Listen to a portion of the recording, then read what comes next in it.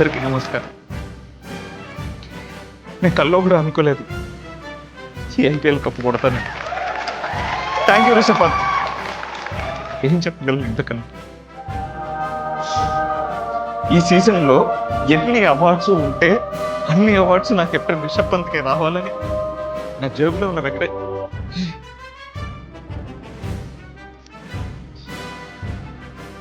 జేబులో ఉన్న వెంకటేశ్వర స్వామిని కోరుకుంటున్నాను. Once again thank you Rishabh Pant. IPL cup కొట్టించినందుకు. కప్పు కొట్టేసాం.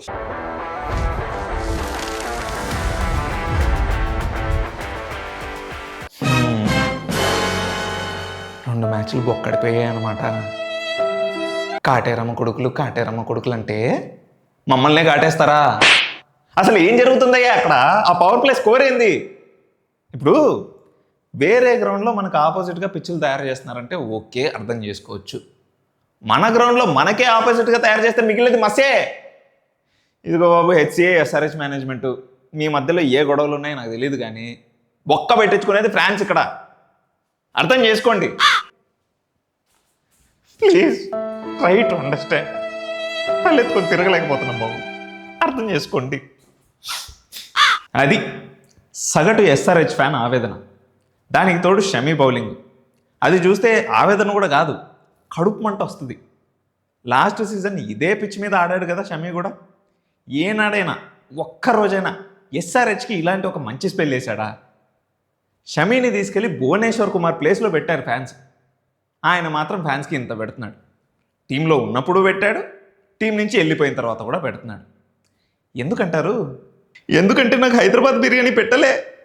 టక్క టక్క టక్క టక్క వికెట్లు పడ్డాక నితీష్ కుమార్ రెడ్డి, హెన్రిక్ క్లాసన్ కనుక నిలబడకపోయి ఉంటే ఊహించుకోవడానికే భయంకరంగా ఉంది. కాకపోతే బౌలింగ్ బాగా వేశారు, అదొక మంచి ప్లస్ పాయింట్. ఆ బౌలింగే కనుక లేకపోయి ఉంటే ఫస్ట్ మ్యాచ్ ఈ మ్యాచే కాదు, ఈ సీజన్ అంతా దేవుడికి ఇచ్చేసామని చెప్పుకునే సిచ్యువేషన్ ఉండేది. అసలు ఈ టార్గెట్ని లాస్ట్ ఓవర్ దాకా తీసుకొచ్చారంటే అది మామూలు విషయం కాదు. ఒకే ఒక్క ఓవర్ ఉనత్కత్ బదులు నితీష్ కుమార్ రెడ్డికి వచ్చింటే ఇంకొంచెం ఇంట్రెస్టింగ్గా ఉండేది అని నాకు అనిపిస్తుంది. బట్ ఎనీవేస్, ఎస్ఆర్హెచ్ చాలా బాగా ఫైట్ చేశారు. ఇక సిఎస్కే ఫ్యాన్స్ గురించి ఎంత తక్కువ మాట్లాడుకుంటే అంత మంచిది. నిద్ర లేదు, సుఖం లేదు, దెబ్బ మీద దెబ్బ. నేను చెప్పా కదా, అనకొండ వర్సెస్ పాంబిల్లా అని. ఆల్మోస్ట్ అదే రిపీట్ అయింది ఆర్సీబీ మ్యాచ్తో. పాపం బయట ఫ్యాన్స్ ఎలా అయిపోయారో తెలుసా?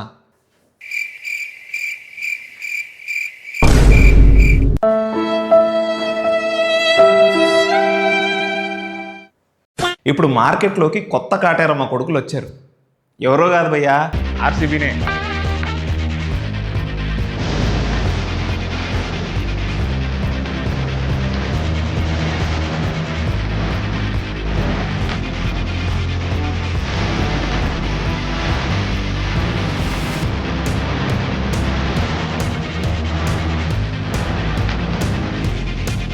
ఏం కొడుతున్నారు భయ్యా? పిచ్చా కొట్టుడు కొడుతున్నారు. ఏ బాల్ వేసినా గాల్లోకి దడా దడా దడా లేపేయడమే. హల్కగాడు లోకిని టప్పా టప్పా టప్పా టప్పా కొట్టే ఒక జిఫ్ఫు గుర్తుందా? అలా కొట్టారు. చిన్న స్వామిలో చీత కొట్టుడు అంటే ఇదేనేమో. అసలు ఆర్సీబీ ఫ్యాన్స్ అయితే మనల్ని ఎవడరా ఆపేదని తల ఎత్తుకొని కాలర్ ఎగరేసుకొని తిరుగుతున్నారు. అసలు ఆర్సీబీతో మ్యాచ్ అంటేనే చచ్చిపోతారా డైనోసార్ అక్కడ అన్న డైలాగ్ వినపడుతుంది. ఫ్యాన్స్ పండగ చేసుకుంటున్నారు. మరి ఈరోజు man of the match contest winners విషయానికి వస్తే 2 మ్యాచెస్ జరిగాయి కదా, so 2 winners, Akash and Abhiram. Congrats to both of you.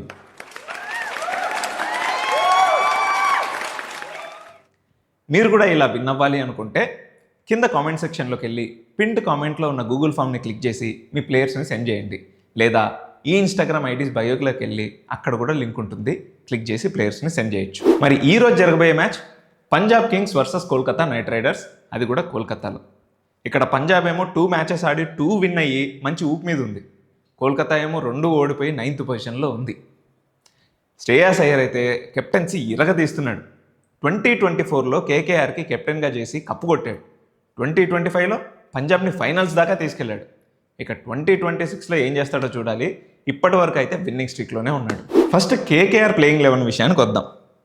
Number 1 Finn Allen.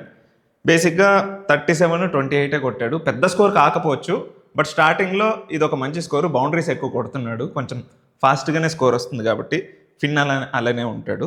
Number 2 Ajinkya Rahane. First match చాలా బాగా కొట్టాడు, 67 రన్స్ కొట్టాడు. But second match only 8 runs కొట్టాడు. జనరల్గా అయితే సునీల్ నారాయణ వచ్చేవాడు, బట్ ఇప్పుడు రావట్లేదు, అజింక్య రహానే వస్తున్నాడు.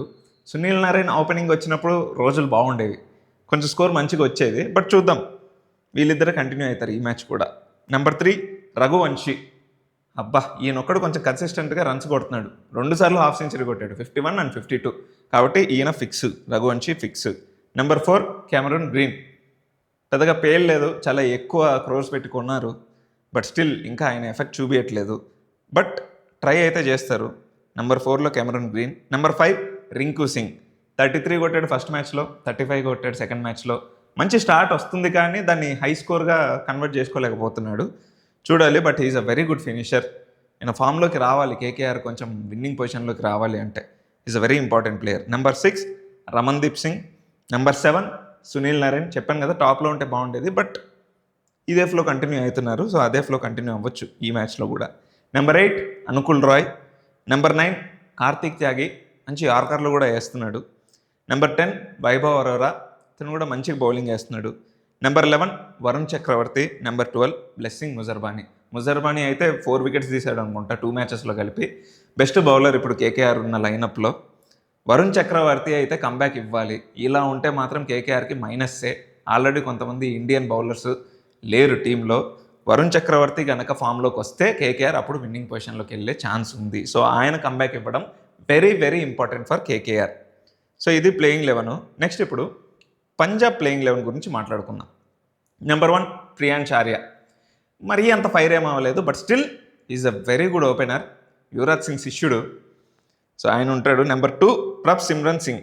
37 కొట్టాడు, 43 కొట్టాడు. ఒక T20లో ఇవి మంచి స్కోర్సే, సో వీళ్ళిద్దరే కంటిన్యూ అవుతారు. And number 3 Cooper Connolly. గుర్తుంది కదా, ఫస్ట్ మ్యాచ్ 72 కొట్టాడు, చాలా బాగా కొట్టాడు. అండ్ సెకండ్ మ్యాచ్ కూడా 36 కొట్టాడు, రెస్పెక్టబుల్ స్కోరే, సో ఆయనే కంటిన్యూ అవుతాడు. Number 4 captain Sarpanch Saab Shreyas Iyer. Last match 50 కూడా కొట్టాడు, సో ఆయనే. నెంబర్ 5 నేహల్ వదేరా. నెంబర్ 6 శశాంక్ సింగ్, మంచి finisher. Number 7 Marcus Stoinis, allrounder. Number 8 Marco Jansen, ఈయన కూడా కొంచెం మంచి బౌలింగ్ ఆల్రౌండరే. Number 9 Xavier Bartlett. Number 10 Vijay Kumar Vyshak, చాలా మంచి బౌలర్ ఇప్పుడు పంజాబ్కి. 5 వికెట్స్ తీశాడు ఆల్రెడీ 2 మ్యాచెస్కి కలిపి, సో ఈయన ఉండడం పక్క. అండ్ నెంబర్ 11 హర్షదీప్ సింగ్, ఇంకా ఫామ్లోకి రాలేదు. T20లో హర్షదీప్ సింగ్ చాలా మంచి బౌలర్, ఆయన ఫామ్లోకి కూడా వస్తే ఇంకా unbeatable Punjab. Number 12 UG Chahal, ఈయన కూడా చాలా బాగా ఆడుతున్నాడు, చాలా రోజుల తర్వాత ఆడుతున్నాడు కానీ చాలా బాగా ఆడుతున్నాడు. 3 వికెట్స్ తీశాడు, మంచి మంచి బౌలింగ్ చేస్తున్నాడు. ఇది Punjab 11. That's it for the day. ఇక్కడ దాకా వచ్చారు కాబట్టి మా ఛానల్కి సబ్స్క్రైబ్ చేసుకోండి, మ్యాన్ ఆఫ్ ద మ్యాచ్ కంటెస్ట్లో పార్టిసిపేట్ చేయండి, అలాగే ఇన్స్టా ఐడిని కూడా ఫాలో కొట్టండి. Bye bye.